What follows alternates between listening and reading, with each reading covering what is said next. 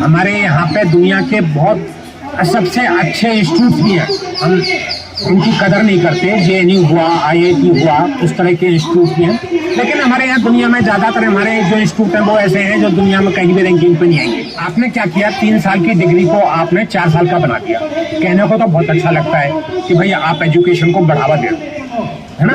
Under graduate education जो पहले 3 में हो रही थी अब 4 में कर दिया। पर असलियत क्या है, फील्ड वर्क है जी, इंटर्नशिप है जी, आप प्रोजेक्ट कर लो, टाइम पास है, टोटल टाइम पास है।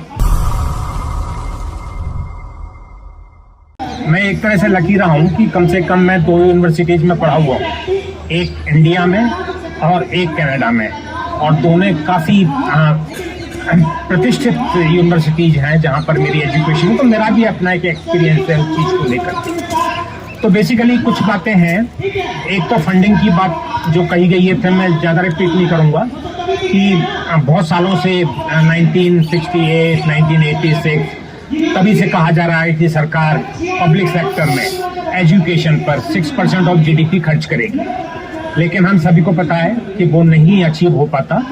अभी हमारा अगर आंकड़ा हम देखें तो वो 3% के करीब है। 3% ही सरकार की तरफ से पब्लिक एजुकेशन में खर्चा हो रहा है। और जैसा त्रिपाठी जी ने बोला कि R&D पे तो हमारी हालत और भी खराब है। हम चाइना के मुकाबले की बात करते हैं और जगह दूसरे देशों का भी हम कंपैरिजन करते हैं, लेकिन R&D पे हमारा एक्सपेंडिचर और भी कम है, बहुत कम है। तो जो बात हो रही है फंडिंग, अगर मान लो वायदे तो किए जाते हैं, न्यू इकोनॉमिक पॉलिसी भी, न्यू एजुकेशन पॉलिसी भी कहती है कि प्रॉपर फंडिंग होनी चाहिए, प्रॉपर फंडिंग के बिना हमारा सिस्टम नहीं चल सकता, लेकिन वो तो नहीं आ रहा है। तो क्या हो रहा है, तो बेसिकली प्राइवेटाइजेशन की तरफ हम बढ़ रहे हैं। प्राइवेटाइजेशन 2 तरह से होता है। एक तो होता है कि हमारे सारे सेक्टर्स में, एजुकेशन के सेक्टर में प्राइवेट सेक्टर आ जाए। तो जैसे आज की तारीख में हमारे देश में करीब 1000 यूनिवर्सिटी है, 1050 के आसपास। तो उसमें आप मान लीजिए कि 50 सेंट्रल यूनिवर्सिटीज हैं, स्टेट 450 करीब स्टेट यूनिवर्सिटीज हैं, कुछ हमारी डीम्ड यूनिवर्सिटीज होती हैं, लेकिन करीब 450 हमारे यहाँ प्राइवेट यूनिवर्सिटीज हैं। तो आप देखिए किस तरह से प्राइवेट यूनिवर्सिटीज का नंबर हमारे यहाँ बढ़ता जा रहा है। उस तरह से अगर मान लो हम थोड़ा सा अंतर करें, इंजीनियरिंग एजुकेशन, मेडिकल एजुकेशन और ये लिबरल आर्ट्स एंड साइंस की जो एजुकेशन है, तो इंजीनियरिंग एजुकेशन को बाई अंदाज काफ़ी कुछ प्राइवेटाइज हो गई है। ज़्यादातर हर जगह आप देखोगे तो प्राइवेट इंजीनियर, इतने कॉलेज हैं कि एडमिशन भी नहीं हो रहे। तो अब तो उनको ये दिक्कत आ रही है कि हमने जगह तो इतनी ले ली, इतना इंफ्रास्ट्रक्चर बना लिया, लेकिन लोग नहीं है पढ़ने को। मेडिकल की हालत आपको पता ही है कि क्या है, बहुत कॉम्प्लेक्स मामला है। मेरी भी जानकारी मेडिकल के बारे में नहीं है, लेकिन मेडिकल की हमें पढ़ाई नहीं हो रही है। लोग हो रहे हैं यूक्रेन जा रहे हैं। अभी यूक्रेन में लोग गए, क्या करने जा रहे हैं भाई वहाँ पे यूक्रेन में? कौन सी मेडिकल की पढ़ाई हो रही है? आप ताज्जुब करोगे एक्चुअली कि वहाँ कोई हॉस्पिटल से कोई अटैचमेंट नहीं है, कोई वो मरीज नहीं देखते, कभी बॉडी से उनका वास्ता नहीं पड़ता। किताबी नॉलेज के बेसिस पे वो डिग्री लेके वापस आ रहे हैं इंडिया। किताबी मतलब आप थोड़ा सा रट लो। हमारे यहाँ पे स्टूडेंट की रटने की क्षमता तो बहुत अच्छी हो जाती है, हम कितने सारे एग्जाम देते हैं, तो उस बेसिस पे आप डॉक्टर बन लो। आपने एक मरीज नहीं देखा, सस्ती भी पड़ती है, 3-4 लाख में आपको मिल जाता है, साल में खर्चे में आपको यूक्रेन में काम चल जाता है। तो ये तो हमारी मेडिकल की हालत है। पर दूसरी तरफ हमारी अगर हम बात करें, जो हम BA, BSc, BCom या MA, MSc, MCom, ये हमारा बहुत बड़ा स्ट्रक्चर है। जैसे मैंने बताया ना कि बहुत काफ़ी फैल गया है। आज की तारीख में हमारे यहाँ पर एनरोलमेंट हायर एजुकेशन में बहुत तेज़ी से बढ़ा है। आज की तारीख में हमारे एनरोलमेंट 27% है, जो एक एज ब्रैकेट होता है जिसमें आप कहोगे कि ये बच्चा हायर एजुकेशन में होना चाहिए। तो अचानक एक्चुअली बढ़ते बढ़ते 27% पहुंच गया है, और जो प्रोजेक्शन है कि कुछ सालों में दुगना हो जाएगा। मैं इस बात पर थोड़ा सा वापस आता हूँ, पर ये नंबर 27% ये बहुत हाई है। हमारे यहाँ 12th जो करते हैं, क्लियर करते हैं, उनका नंबर भी 50-55% है। अब कहने में आप अगर देखोगे तो बहुत अच्छा लगता है कि देखो हमारे यहाँ कितना एजुकेशन का विस्तार हुआ है।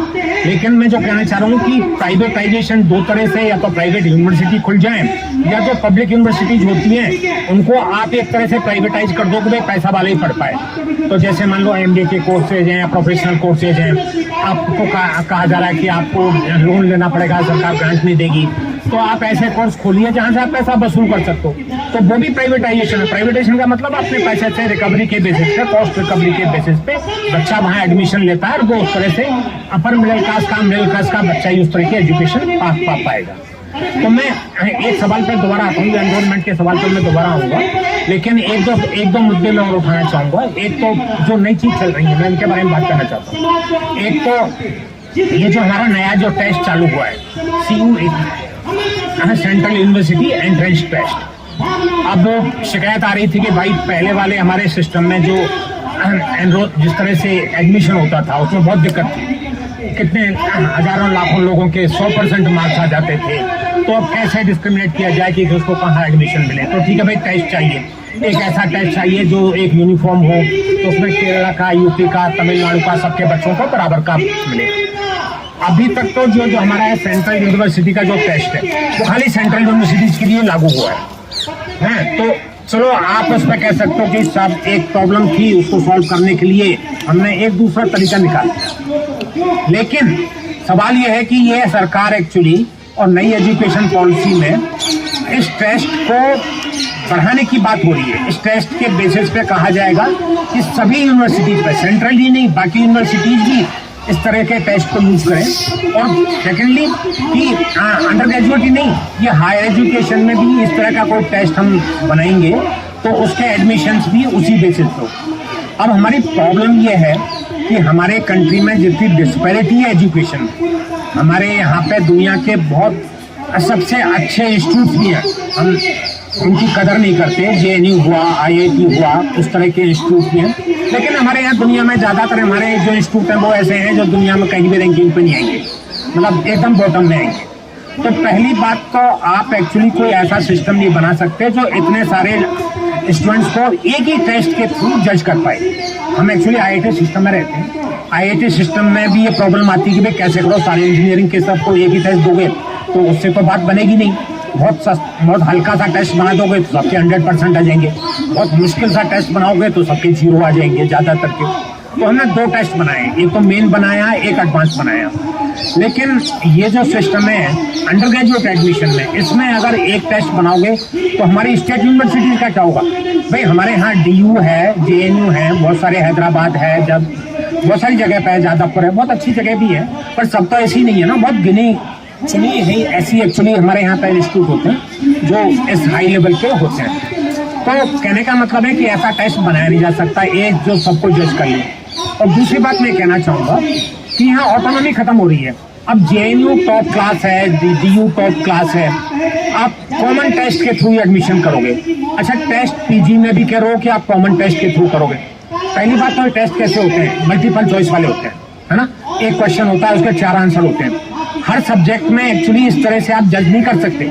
साइंस में कर सकते हो, लेकिन बाकी जैसे हमारे जैसे सब्जेक्ट होते हैं, इकोनॉमिक्स, पॉलिटिकल साइंस, सोशियोलॉजी, वहाँ पे ऐसा नहीं होता कि एक सवाल के ना ये आंसर है। भाई हमारे कॉन्सेप्ट डिफाइन नहीं है। त्रिपाठी जी बैठे हैं, अब इनसे पूछोगे ग्रेविटेशन का प्रिंसिपल क्या होता है तो बता देंगे, ये इनसे पूछोगे न्यूटन लॉ क्या होता है तो बता देंगे। पर हमारे यहाँ किसी से पूछोगे टेररिज्म की डेफिनेशन क्या है, हमारे यहाँ डेमोक्रेसी की डेफिनेशन क्या है, फ्रीडम की डेफिनेशन क्या है, डेवलपमेंट की डेफिनेशन क्या है, ये कोई एक मतलब कोई इस पर बात ही हो सकती है। आप देखते हो यूएन में टेररिज्म को कैसे डिफाइन करोगे, ये कर सकते। तो कैसे सवाल पूछोगे, कैसे कहोगे कि 4 ऑप्शन है में जब कौन सा सही है? और दूसरी बात यह है कि हमारे बहुत से सब्जेक्ट ऐसे होते हैं जिनमें ना मल्टीपल चॉइस का कोई मतलब नहीं होता। भैया किसी फिलोसफी का लड़का है, कोई इंग्लिश लिटरेचर का लड़का है, कोई सोशियोलॉजी का लड़का है, पॉलिटिकल साइंस का लड़का है, आप चाहोगे तो थोड़ा एक्सप्रेस करें, अपनी ओपिनियन दे। अब मल्टीपल चॉइस छोड़िए ना कि फलानी किताब कौन से साल में बनी है ना, उनके ऑथर कौन है। तो इस तरह के सवालों से तो आप जजमेंट नहीं कर सकते ना, तो ये सारी समस्या है। एक एक्चुअली जो मुद्दा मैं लेना चाहूँगा कि उसकी बात तो थोड़ी सी हुई है, ये 4 year program, 4 year under graduate program है ना, ये लागू हो गया। NEP ने रिकमेंड किया था, यूनिवर्सिटी जैसे लागू कर रही है। 4 ईयर का मतलब क्या हुआ? पहले हमारे 3 साल की डिग्री होती थी BA, BSc, BCom की, अब कह रहे हैं कि हर यूनिवर्सिटी को ये 4 साल में करनी पड़ेगी। अब जरा ये थोड़ा सा डिटेल में जाके हम देखते हैं कि ये हो क्या रहा है।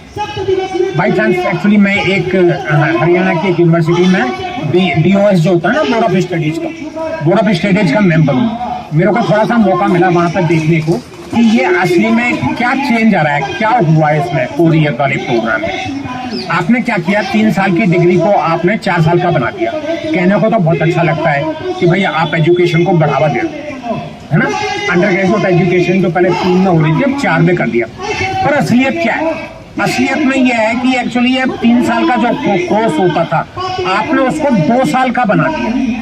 सब्जेक्ट की नॉलेज यहाँ पे त्रिपाठी जी हैं, साइंस के भी हैं, बाकी सब्जेक्ट के टीचर्स भी हैं यहाँ पे।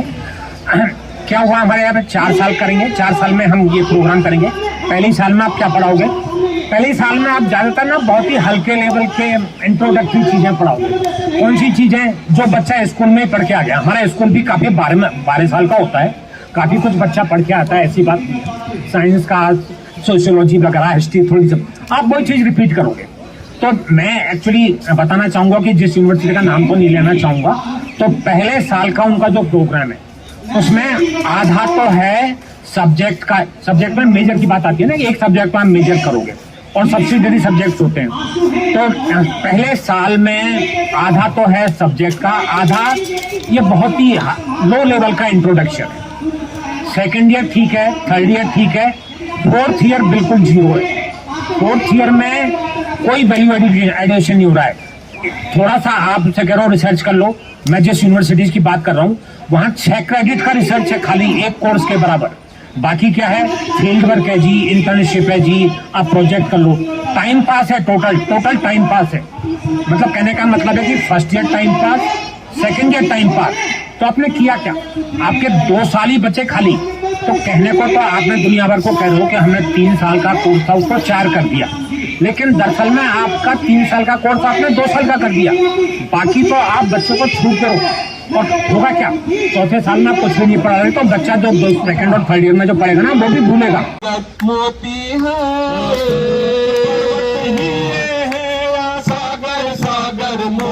है सारा मान हमारा है, हम सारा खजाना मांगेंगे। ये सारा मान हमारा है, हम सारा खजाना मांगेंगे। एक खेत नहीं, एक देश नहीं, हम सारी दुनिया मांगेंगे, मांगेंगे। हम सारी दुनिया मांगेंगे, मांगेंगे। जो खून बहा, जो गुजरे, जो गीत दिलों में कत्ल हुए,